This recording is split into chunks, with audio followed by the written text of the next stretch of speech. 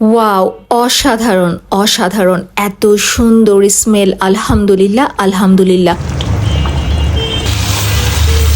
অনেক অনেক ভয়ে ছিলাম যে এতগুলো মানুষের বিরিয়ানি রান্না করব, আল্লাহই জানে প্রপারলি অ্যান্ড পারফেক্ট ওয়েতে শেষ করতে পারবো কিনা, বাট অ্যাট লাস্ট করতে পেরেছি। এত সুন্দর কালার আর ফ্লেভার, চিকেন দিয়ে যে রান্না করেছি বোঝাই যাচ্ছিল না, মনে হচ্ছে নীলক্ষেত চলে এসেছি বিফ তেহারি খেতে।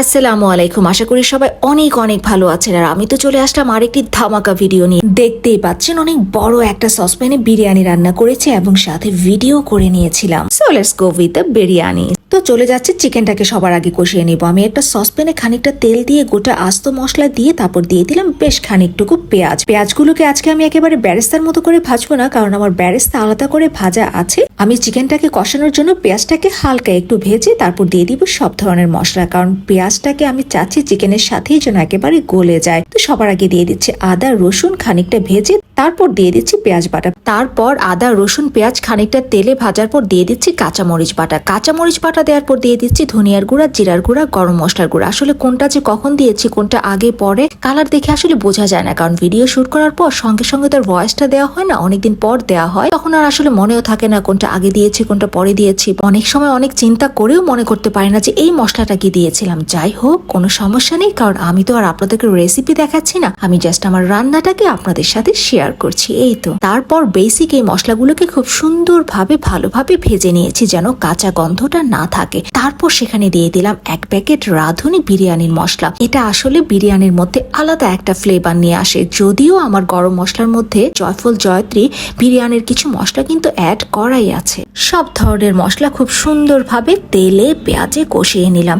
এত সুন্দর দেখা যাচ্ছিল গ্রেভিটা, দারুণ স্মেল কিন্তু আসা অলরেডি শুরু করেই দিয়েছে। এখন দিয়ে দিচ্ছি চিকেন। এখানে আমি প্রায় 3 কেজি পরিমাণ চিকেন নিয়েছি, সাথে দিব 2 কেজি পোলার চাল। টোটাল 5 কেজি পরিমাণ বিরিয়ানি রান্না করব ইনশাল্লাহ। দেখা যাক শেষ পর্যন্ত কি হয়। চিকেনগুলো দিয়ে খুব সুন্দরভাবে কষাতে লাগলাম। খানিক পর দিয়ে দিলাম সামান্য গোলমরিচের গুঁড়া। তারপর গন্ধটা বুঝে ব্যালেন্স করার জন্য আবারও দিয়ে দিচ্ছি কিছু এক্সট্রা গরম মশলার গুঁড়া। তারপর দারুণভাবে কষিয়ে নিচ্ছিলাম। তারপর কিছু সময় কষিয়ে দিয়ে দিচ্ছি দই। 1 গ্লাস পরিমাণ দই আমি খুব সুন্দর মতন ফাটিয়ে নিয়ে তারপর মিক্স করে দিলাম। আর এই দইটা কিন্তু আমার বাসায় নিজের হাতে তৈরি করা। অনেকগুলো দুধকে ঘন করে তারপর একেবারে টাটকা চাকা একটা দই তৈরি করেছিলাম, সেখান থেকে গ্লাসে নিয়ে ফাটিয়ে মিক্স করে দিলাম। কিছু সময় পর এসে দেখি মাংস দিয়ে পানি ছাড়তে শুরু করেছে। আর হ্যাঁ, এই মাংস কষানোতে কিন্তু আমি 1 ফোঁটাও পানি ইউজ করিনি। মাংস থেকে যা পানি বের হয়েছে সেই পানিতেই মাংসটাকে ভালোভাবে কষিয়ে নিয়েছি এবং শেষ পর্যন্তও কিন্তু অনেক পানি ছিল, যেটা আমি পোলার চাউলে দিয়েছি। যাই হোক, এরই মধ্যে দিয়ে দিলাম টমেটো সস, কেওড়া জল আর সামান্য চিনি। ভালোভাবে নেড়ে চেড়ে ঢাকনা দিয়ে কিছুক্ষণ বসিয়ে রাখলাম। তো আমার চিকেন প্রসেস করা অলরেডি শেষ। এবার আমি আঁচটাকে একদম কমিয়ে দিয়ে চলে যাব পোলার চালের কাছে। আমি চালটাকে একটু প্রসেস কিংবা অ্যারেঞ্জ করে নিব। সেই জন্য আমি সবার আগে যেটা করেছি, আমি বড় একটা সসপ্যান নিয়ে নিয়েছি, কারণ আমি বলেছি আমি প্রায় 3 কেজি পরিমাণ চিকেন এবং 2 কেজি পোলার চাল, টোটাল 5 কেজি পরিমাণ বিরিয়ানি রান্না করব। সেই জন্য আমি যেন ভালোভাবে নেড়ে চেড়ে মনের মতো করে রান্নাটা করতে পারি, আমি খুব বড় একটা সসপ্যান নিয়েছি। বাট যেটা প্রবলেম হয়েছিল, এই সসপ্যানের ভেতর থেকে রান্নাটা দেখা যাচ্ছিল না। আমার ক্যামেরার ফ্রেমে আসলে আমি আটাতে পারছিলাম না। যাই হোক, কোনো রকম বুদ্ধি শুদ্ধি খাটিয়ে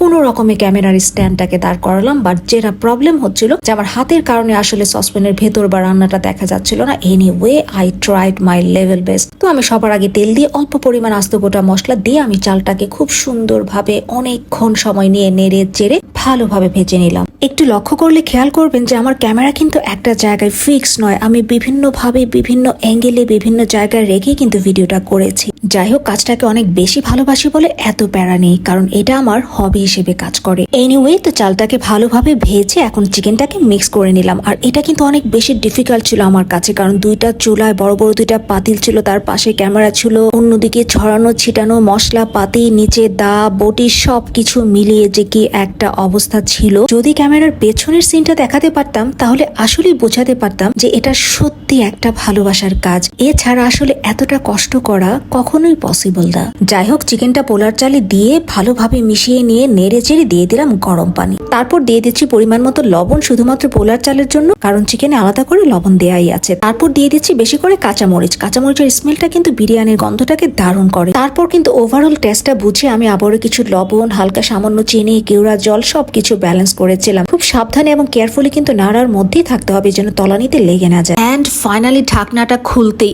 ও মাই গড, এত সুন্দর smell and I was too much satisfied because আমি অনেক বেশি টেনশনে ছিলাম যে সবকিছু ঠিকঠাক ভাবে ব্যালেন্সের মধ্যে রেখে রান্নাটা সারতে পারবো কিনা। এত সুন্দর গন্ধ, স্মেল, ঝরঝরা সবকিছু মিলিয়ে মনেই হচ্ছিল না যে এটা একটা চিকেন বিরিয়ানি, মনে হচ্ছিল বিফ তেহারি। এত সুন্দর কালার, স্মেল, ফ্লেভার, লুক সবকিছু আলহামদুলিল্লাহ। এবং শুধুমাত্র এটা না, পাশের রুম থেকে সবাই চলে এসেছিল যে তোমার রান্না কি already done. I could success finally. যাক, গন্ধে মাতোয়ারা হয়ে কেউ একজন এসে অবশেষে আমার ক্যামেরাটা ধরলো। Thank you so much. সব শেষে দিয়ে দিচ্ছি পেঁয়াজ বেরেস্তা। আর হ্যাঁ, আমি কিন্তু সবার শেষে বাদাম কুচি আর অন্যান্য কিছু ডেকোরেশনও করেছিলাম, বাট সেই মুহূর্তে আমার মোবাইলের আর চার্জ ছিল না, তাই আমি ভিডিও করতে পারিনি। এনিওয়ে, তারপর হাত মুখ ধুয়ে ফ্রেশ হয়ে এসে বড় রান্না করা পাতিলে সামান্য ভিডিও নিজেই দাঁড়িয়ে দাঁড়িয়ে করছিলাম, আর অনেক ভালো লাগছিল। তো আজকে এখানেই রাখছি। সবাই অনেক অনেক ভালো থাকবেন আর আমার জন্য দোয়া করবেন যেন আরো সুন্দর সুন্দর ভিডিও আপনাদের জন্য বানাতে পারি। আল্লাহ হাফেজ।